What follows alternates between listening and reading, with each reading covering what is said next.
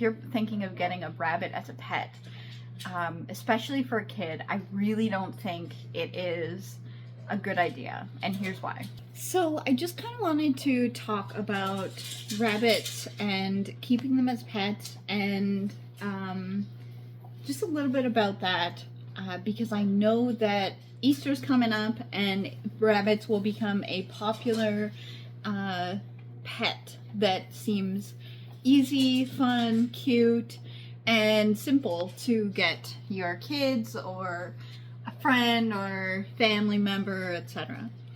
And I just wanted to go over how that is not the case. Rabbits are very finicky. They're very finicky. They're not the people pleasers that you might think they are. I would say like 8 times out of 10, they don't love cuddling you. They don't love, cuddling like a dog or a cat. And they have more of a cat-like temperament where they're happy to just kind of be in your vicinity, but they don't necessarily need your affection in the way of cuddling and pets and stuff. So, I mean, I've had these guys for almost a year now, besides the Rex. The Rex, the one on the end there, the black one. I got her in the end of October, I believe.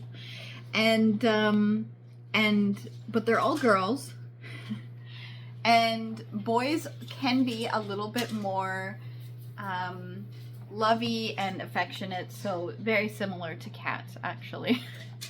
But if you're thinking of bringing these animals home, or if you're thinking of getting a rabbit as a pet, especially for a kid, I really don't think it is a good idea. And here's why.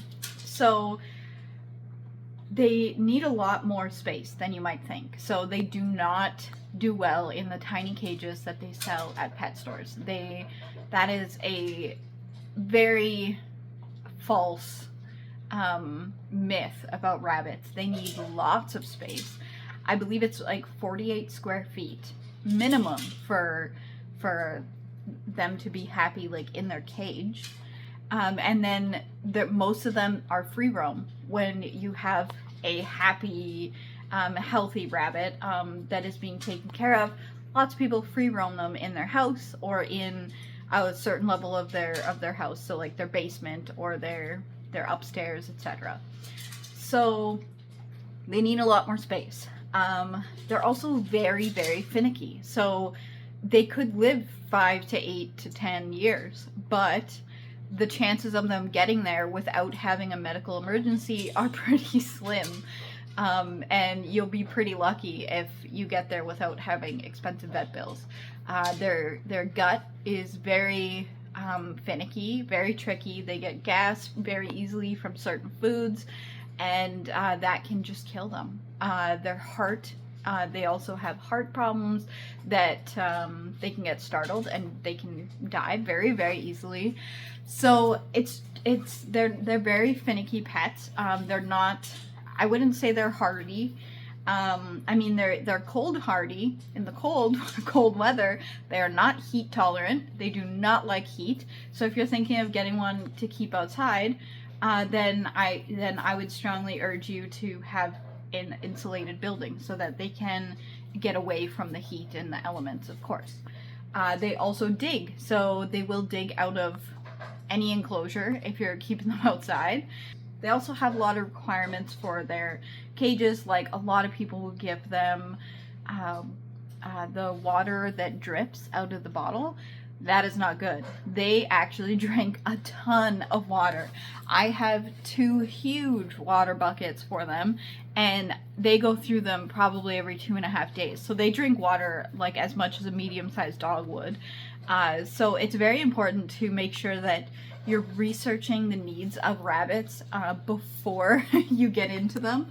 And I'm saying this out of experience because I've only kept them for a year, and this is kind of what I wish I was told beforehand. I mean, the water thing is neither here nor there. And I did research them a little bit, so I knew their space requirements and stuff like that. But I didn't know their health was so tricky, and I didn't really know that they were so antisocial, or that they could be antisocial. So yeah, I mean, it has taken me, I've had these two that are sitting closest together, Pico and Dory, I've had them since they were 8 weeks old, and it's taken them a good 8 months to actually like be comfortable around me. And even now they're not as comfortable as I'd like them to be because of my jacket. So they're scared of my winter jacket. So they will run away because they're scared of my winter jacket noise. So it is very important to make sure that you research the animal that you're getting, the pet, and the same goes for rabbits. They do have a very simple diet, so they need a good pellet feed. So it's just like this little these little pellets, and they give them their nutrients that they need, and then they also need hay. So I feed them Timothy hay, and I feed it to them in that, so that they can eat it slowly and not too fast. And that helps them with their gut health and getting some extra nutrients that they need.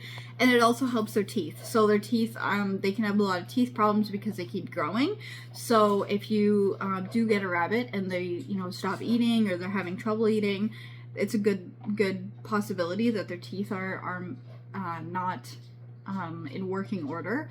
And then, so their food is actually not expensive at all. And then you can give them fresh vegetables like romaine lettuce and stuff. Iceberg lettuce is not good for them, and gassy vegetables. So you really have to do your research when you're introducing vegetables into their diet, and make sure that you do it slowly so that they don't get any stomach upsets or anything that could kill them. So one more thing that I just kind of wanted to note is that they are a lot more work than you might think. You can definitely litter train them. So that's kind of what I've done here. If you go back on my channel, you'll see my adventures of litter training. And so here you'll see they have a little bit of a hay spot where they can go to the washroom, and then they have the rest of the room to run and play.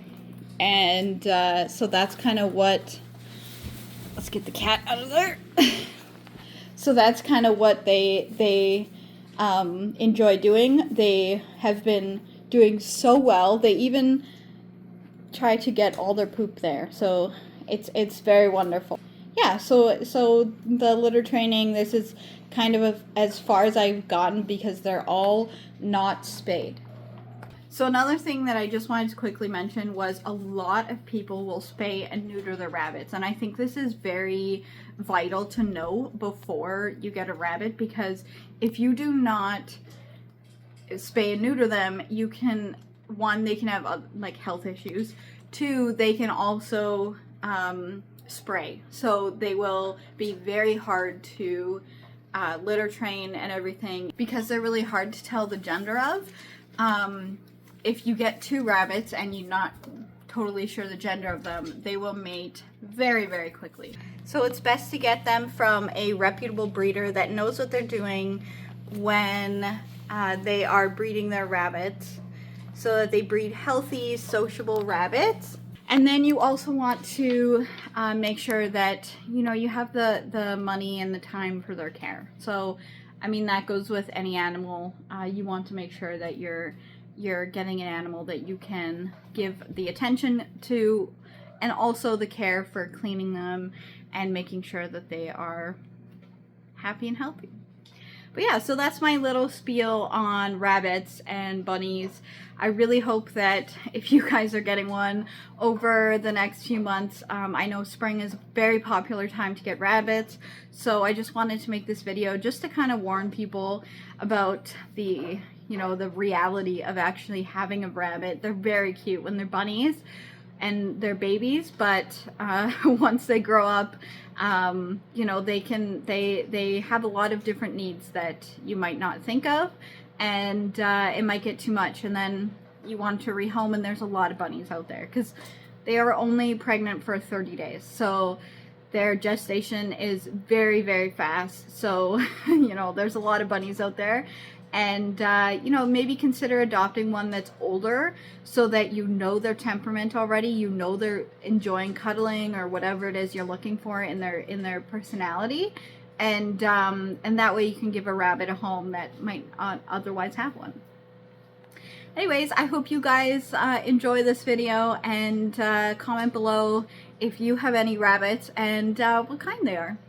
Subscribe if you haven't already, and we will catch you on the next one.